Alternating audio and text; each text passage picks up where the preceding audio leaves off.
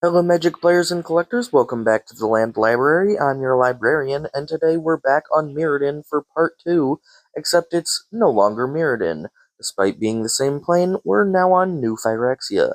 And since this is a part 2, I'm not gonna drag out the intro. I mentioned the New Phyrexian takeover in part 1, but I mostly glossed over it, so let's start there. It all starts with Memnarch experimenting on Mirrans with glistening oil, deep in the core, turning them into the first New Phyrexians. But after the demise of Memnarch, they were kinda just free to do as they pleased in the core. These original New Phyrexians went to the surface covertly to start corrupting more Mirrans into Phyrexians, and as they gathered forces in secret, there were different leaders that started rising up, called the Praetors, one in each color. Each had their own idea of how to take over Mirrodin, but all of them were unified in the desire to turn Mirrodin into a new Phyrexia. And after a while of amassing forces, they started off the Phyrexian invasion by putting glistening oil into the swamp waters of the Methadros. This quickly corrupted much of the inhabitants of the Methadros, especially the animals, which had nowhere else to go to avoid it. Next, oil was introduced into the Quicksilver Sea, and while much less things were directly affected by this, it did catch the attention and curiosity of the scientifically minded Vidalcan, who started their own experiments with it, unknowingly furthering the Phyrexian cause. And due to the plane being so metallic, the Mirrans had been getting more infused with metal as the generations went on, which made them highly susceptible to Phyrexian corruption. So after the oil was spread into the surface regions, Phyrexian corruption spread like wildfire, flipping control to the Phyrexians with shocking speed. The Mirrans never, gave up, though, and there was still a resistance all the way to the end of the plane. But the Phyrexians had control of the plane and were able to start doing whatever they wanted with it, including changing the name once again, this time to New Phyrexia. It's also around this time that Karn returned to the plane to isolate himself, as he could feel the glistening oil inside of him start to corrupt him after he lost his Planeswalker spark. He went down to the core and basically put himself in stasis to resist the complete corruption of his body. Still, as he sat there, the new Phyrexians worshipped him as a king and god, calling him the father of machines. The different Praetors struggled against each other for power, part of which was trying to take control of Karn, including a failed assassination attempt on him by Elish Norn, the White Praetor. Also, during this power struggle, the plane was terraformed for a second time. The various regions of the surface were molded into spheres and layered on top of each other, with two completely new spheres being added for a total of 9 layers to match original Phyrexia's 9 layers. While still deep within the core, Karn, in a moment of mental clarity, was able to send out one last message to the Mirran resistance telling them where he was. Vesner, a student of Karn's back on Dominaria and Planeswalker, had already come to the plane to search for Karn, so after receiving the message, he led a small party down to the core to save Karn. It was a difficult trip, and by the time they reached Karn, Vesner was very close to death. So with his last remaining mana, he gave up his Planeswalker spark and life to save Karn and purify him of the Phyrexian corruption. Karn immediately understood the threat the new Phyrexians posed and set out to gather allies to defeat them, but in his absence, he left a void in the Phyrexian power struggle, allowing Elish Norn to finally rise above the other Praetors as the absolute ruler of the new Phyrexians. Elish Norn was quite ambitious and was not satisfied with just New Phyrexia, so under her rule the New Phyrexians started a full-scale invasion of the entire multiverse. Seeing some early success, like the Blue Praetor Jin-Gitaxias going to Kamigawa and successfully capturing and completing a Planeswalker, and the Green Praetor Vorniclex taking a piece of Kaldheim's World Tree back, Elish Norn then used that piece to make her own world tree on New Phyrexia, named the Realmbreaker, which was capable of merging planes and opening omen paths to let Phyrexian forces go anywhere, really. Realmbreaker was instrumental in the invasion of the multiverse, reaching into other planes and creating those omen paths in the process, but omen paths do go both ways, so the multiversal coalition Karn rallied now had access to New Phyrexia as well. In the ensuing battles, each praetor fell, ending with Elish Norn killed by Khan himself. Then Ren, a Dryad planeswalker who could bond with trees, bonded with Realmbreaker, and together they used Realmbreaker's immense power to reach all the way past the Blind Eternities to the phased-out Izalfir and switch places with it, isolating New Phyrexia outside of the accessible multiverse. But it also left the Omen Paths open, and that is where this plane's story ends. Unlike Mirrodin, New Phyrexia has 9 main regions: the Glorious Facade, the Mirrex, the Great Furnace, the Hunter's Maze, the Surgical Bay, the Dross Pits, the Fair Basilica, the Mycosynth Gardens, and the Seed Core. These are the various layers or spheres created during the terraforming of New Phyrexia. Starting with the outermost sphere, the Glorious Facade.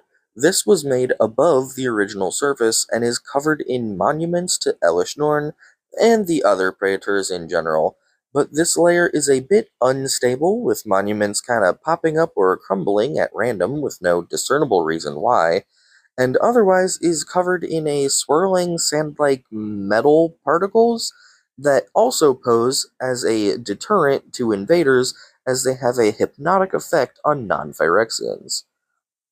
But there's no real notable events here, so onto the cards.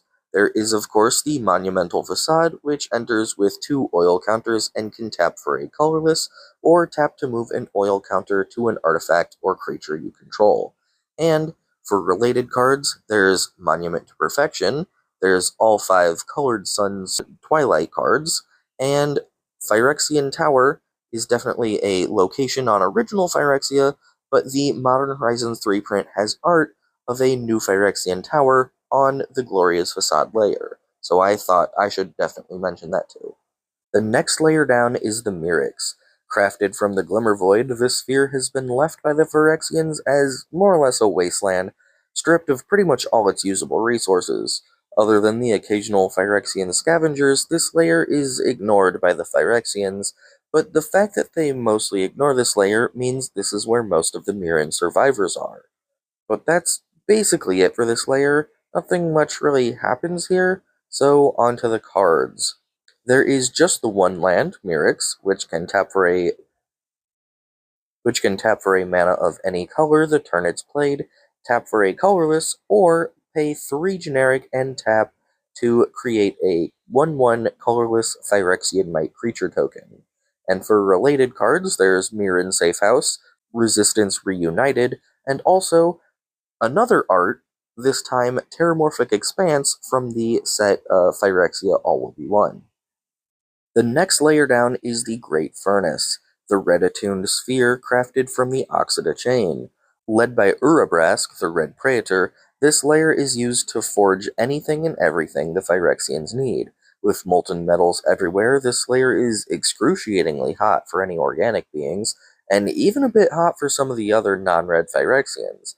But for the most part, nothing really happened here, except near the beginning of New Phyrexia, Urabrask let some Mirren survivors take refuge in the Furnace layer, but Elish Norn didn't like that and laid waste to his domain to teach him a lesson.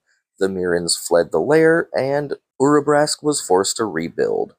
The landmark land for this one is the Autonomous Furnace, which comes in tapped, can tap for a red, or for a generic and a red, can tap and sack to draw a card. Some related cards would be Urabrask's 3 cards, and the plain card Furnace Layer.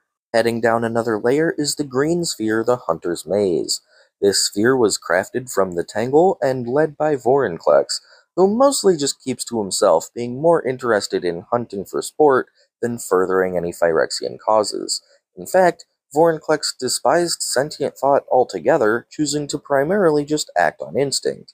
But he did still use his intelligence to create mutated beasts to release into the Hunter's Maze, and completed a bunch of elves to hunt with.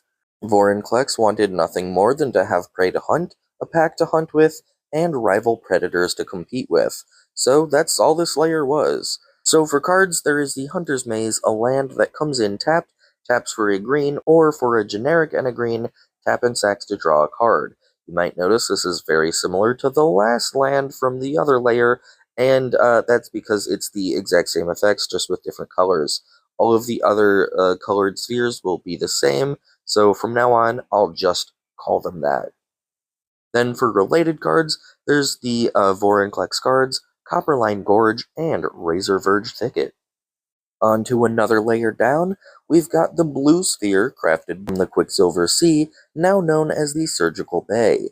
Led by Gingitaxius, this layer kept much of the Vidalcan cities and scientific equipment, along with some completed Vidalcans, of course, so this is the main place where research happened, although very little progress was ever actually made. Most of the, quote, scientific research was actually just cruel experiments on captured Mirrans, more akin to torture than to science. And there was so much glistening oil here that just breathing in the air could start turning non-Phyrexians, which is pretty hard to handle. Also, even though I can't say for certain, I believe this is where Cloudpost fell to become Trenchpost.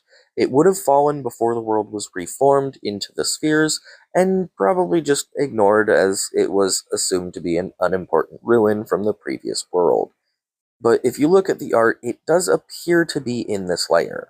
So for cards, I'll have two landmarks, the Surgical Bay, which is the same as the last couple sphere lands, but blue, and Trenchpost, which taps for a colorless, or for 3 generic taps to mill a target player's library equal to locus you control.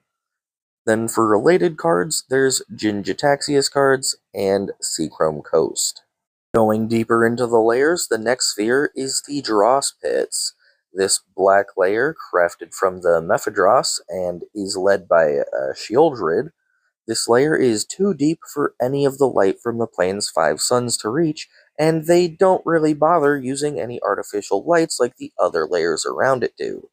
So it's very dark here, and with pools of concentrated necrogen covering the surface and Phyrexian spores saturating the air, it's near impossible to visit this layer without wandering into a pit, dying, and being turned into a Phyrexian zombie.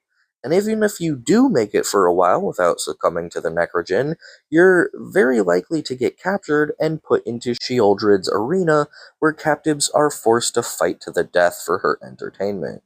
Even most Phyrexians avoided going to this layer as much as possible because it's very unpleasant. Now, onto the cards, there's the Drospits, the Black Sphere land, and related cards like the Fourth Sphere, Blackcleave Caves, Darkslick Shores, and of course, Shieldred's cards. One more layer down, we finally get to Elesh Norn's domain, Fair Basilica, the white sphere crafted from the Razorgrass fields, although it has little remaining resemblance of its former Mirrodin region. The layer is covered in a white substance made of Phyrexians, actually. Phyrexians that Elesh Norn deemed perfect were given the honor of being ossified into the buildings, or even into her throne, and the other Phyrexians of the layer were always moving around on predetermined paths doing predetermined tasks at predetermined times, because Elesh Norn loved order and control. She put her throne right next to the stairs down to the next layer, the Mycosynth Gardens, where she typically spent most of her time, but she would still come up sometimes to, sit on the throne. So for the landmark card, there is the White Sphere land, the Fair Basilica, then Norn's Domain, and the Elesh Norn cards for related cards. Getting down to the Mycosynth Gardens, this layer is colorless and was made from Mirrodin's core. Mostly left as is, actually, except the Mycosynth is now cultivated for its oil, and an even deeper core was added under it. But we'll get to that in a sec. No one was allowed to freely enter this layer except for Elesh Norn herself. Everyone else, even the other Praetors, would need an express invitation to enter, and this is where she spent most of her time. Due to its extreme isolation, there's basically nothing that ever really happened here, so onto the cards. There's actually 2 landmark lands. There is Phyrexia's Core and Mycosynth Gardens. These are physically the same place, but Phyrexia's Core is from before terraforming, and Mycosynth Gardens is from after terraforming. Then, for related cards, there's Conduit of Worlds, and maybe the Elesh Norn cards again? And the final sphere is the seed core, a layer built below the original core out of Memnarch's old base, the Panopticon. This layer is where Karn was during his stay as the father of machines, but after he left, it basically was just like where Realmbreaker was created and grown. Realmbreaker was able to reach the other layers and even other planes, so there was not really any need for any Phyrexians to actually go to this layer, even Elesh Norn. So for quite a while, it really was just where Realmbreaker is, and that was it. Now for cards, there is the Seed Core, a land that taps for a colorless, or taps for any color, but only to cast Phyrexian creatures. Or, if an opponent has at least 3 poison counters on it, it can tap to give a 1/1 creature, +2/+1 until end of turn. Then, for related cards, there's obviously Realmbreaker, the Invasion Tree, and Norn's Seed Core. And that wraps up all of the landmarks of New Phyrexia, which finishes off Part 2 of the plane. This plane has a pretty interesting story and has been terraformed multiple times to create lots of different landmarks, so I hope you enjoyed this tour. If you've made it this far in the video, please drop a like for Turn, and subscribe for more Landfield content.